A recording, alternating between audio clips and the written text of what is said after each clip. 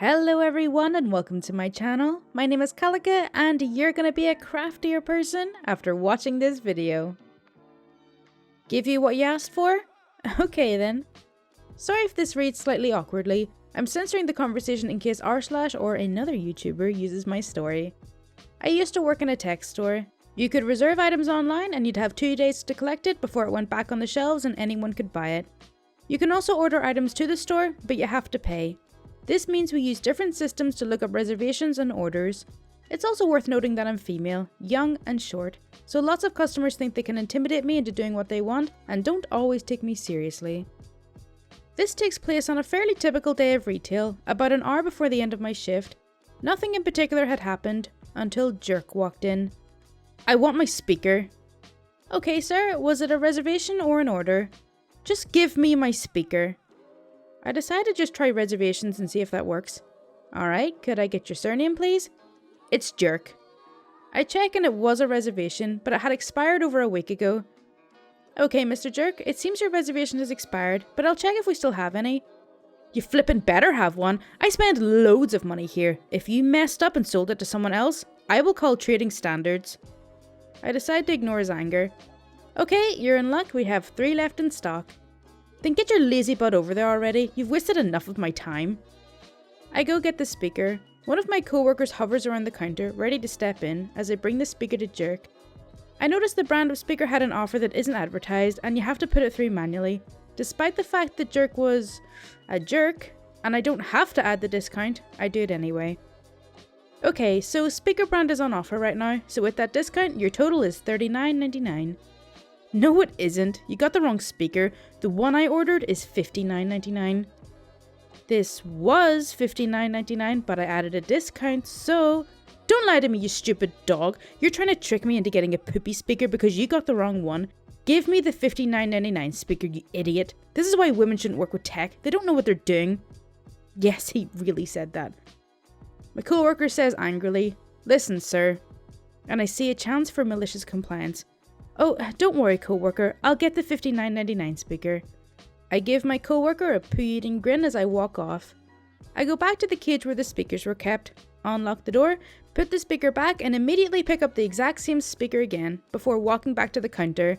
I then proceed to ring up the speaker without the £20 discount. Here you go, sir. Sorry for the confusion. About time. He pays and leaves. Was that the same speaker? Yep. And you just ignored the discount? Yep. Nice. Imagine being that much of an entitled a-hole that you won't even take a £20 discount because you're so delusional. Write only the exact times? Sure thing. On mobile and not a native English speaker. As a background, at the production lines, whenever something has to be cleaned or changed, we have to write the duration, the start time and end time into the log. The problem is, whenever there's a disturbance, repair or maintenance lasts longer than 30 minutes, we have to relay that to a supervisor and tell them so that they can pass it on to everyone in management. Usually, we just write 30 minutes for everything that isn't important to avoid reporting to our boss. We always report the important changes, but for things like cleaning, it just seems like unnecessary work for everyone involved. So, a few weeks ago, my boss came down to the shop floor and we had to change a filter at the line. Now, this isn't hard to do, but it takes a long time to disassemble the necessary parts, change the filter, and then reassemble everything. We finished everything in 40 minutes and continued the production.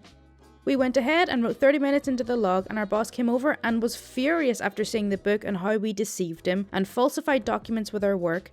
The logbook wasn't official like contracts or protocols, it was simply a recommendation by the management to help keep an eye on problems that got integrated in our working process, so everyone naturally just does it since it's been around for 5 years now. He demanded that we write the exact times from then on and have everyone present sign on them. Before we could even ask him if that included everything, he was already out the door. So we did.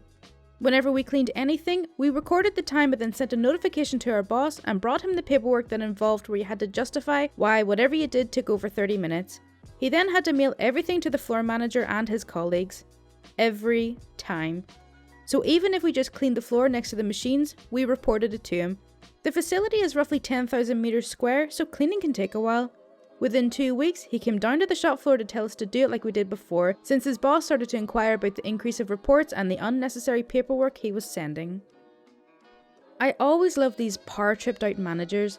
All the people who are working for you are doing you a favour, saving you paperwork for the sake of maybe 5 minutes of extra cleaning. And whenever you shout at your employees and storm off, then you realise exactly how much they were actually helping you. It's always a nice slice of humble pie for them. My children will be paying the same rate as me. Sorry for formatting, I really don't even know what that means.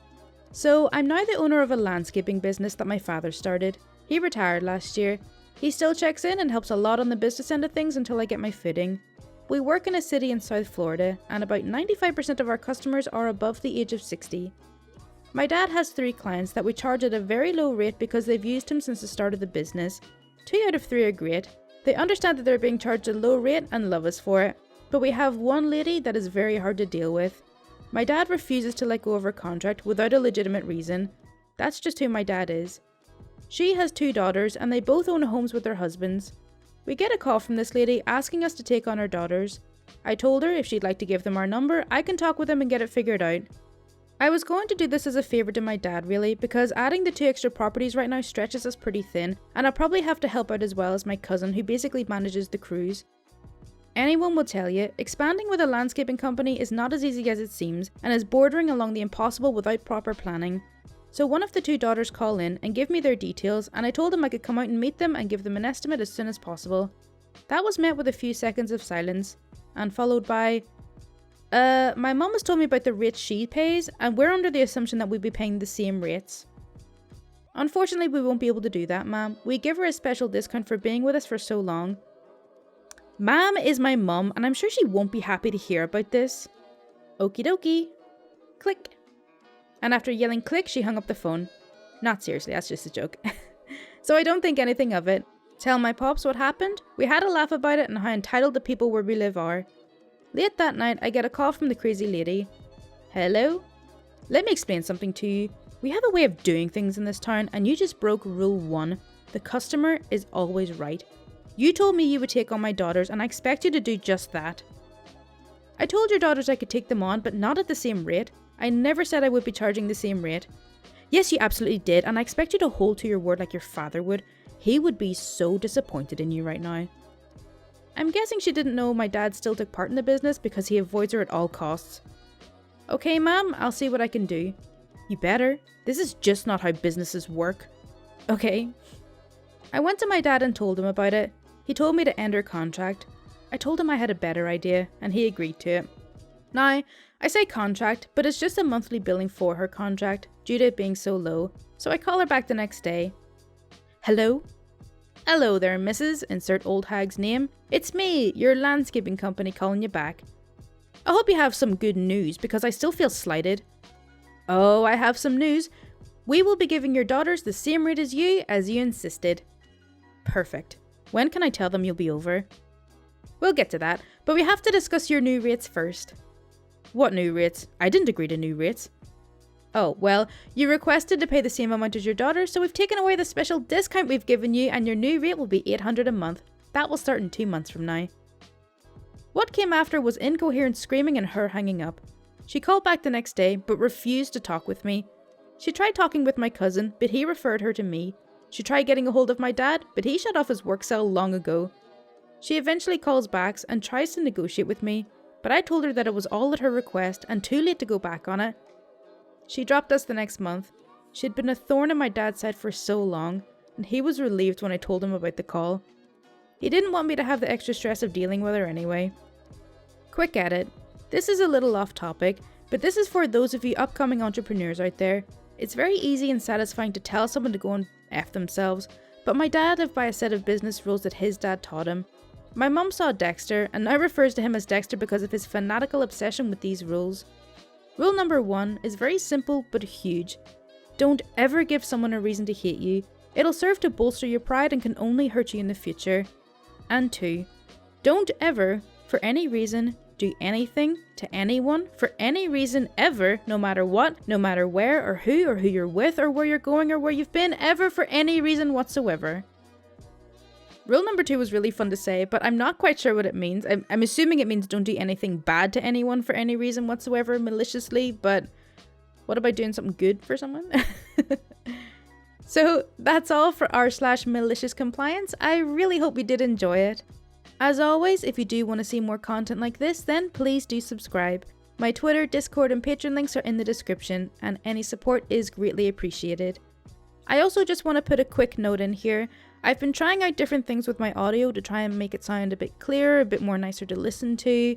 If you've noticed anything, please leave it in the comments below if you think it's better or worse than my previous videos. I am tweaking things, so yeah, if you notice any difference at all. If you don't, maybe that's still a good thing, I don't know, but thank you so much for watching. Bye!